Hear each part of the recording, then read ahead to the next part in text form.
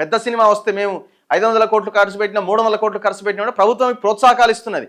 ఇష్టం వచ్చినట్టుగా first 2 వీక్స్లో cinema రేట్లని యాక్చువల్ టైంలోనే మామూలు టైంలోనే 200, 300 ఉన్న టికెట్ని 800కి 900కి టికెట్ గవర్నమెంట్ అఫీషియల్గా పెంచి ప్రజల నుంచి దోపిడీ చేస్తున్నది.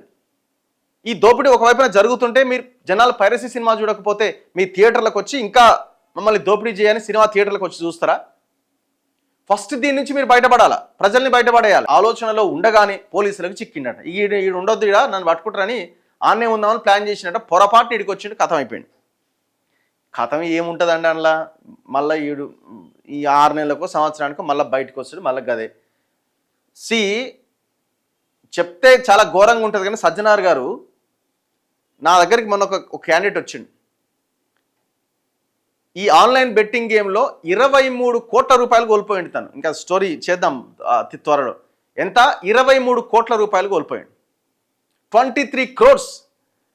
ఈ 23 crores కోల్పోయిన నాకు నష్టం జరిగింది, ఇట్లాంటిది ఇంకెవరికి జరగొద్దు, వాడి మీద యాక్షన్ తీసుకోండి, ఆ పర్సన్ నాకు ఎవడో తెలుసు, ఈ ఆన్లైన్ గేమింగ్ ఆర్గనైజర్ అని పోలీసుల దగ్గరికి పోతే పోలీసులు వాడితో కుమ్మక్క అయిపోయి వాడిని ఇంతవరకు అరెస్ట్ కూడా చేస్తలేరు. కోర్టు ద్వారా నాన్ బెయిలబుల్ సెక్షన్లు పెట్టించిండు. 23 కోట్ల రూపాయలు కోల్పోయాడు. పోలీసులు కూడా ఇన్వాల్వ్ అయి ఉన్నారు చాలా ఆన్లైన్ దీంట్లో. అంటే ఎవడైతే ఆర్గనైజర్స్ ఉంటారో వాళ్ళతో కొల్లుడు అయిపోయి ఉన్నారు కొంతమంది. ఏమవుతుంది? ఇవి డబ్బులు ఇస్తే కథం. ఇప్పుడు సేమ్ అదే కదా, వాడు 100 కోట్ల రూపాయల జనాన్ని మోసం చేసినప్పుడు బయట జల్సాలు తిరుగుతున్నాడు, వానికి టీము కథ వ్యవహారము. వీడు కూడా అంతే, రేపొద్దున డబ్బులు ఇచ్చి మేనేజ్ చేసుకుంటాడు. డౌటా? ఇది 4 రోజులు వార్త, దొరికిండు అని.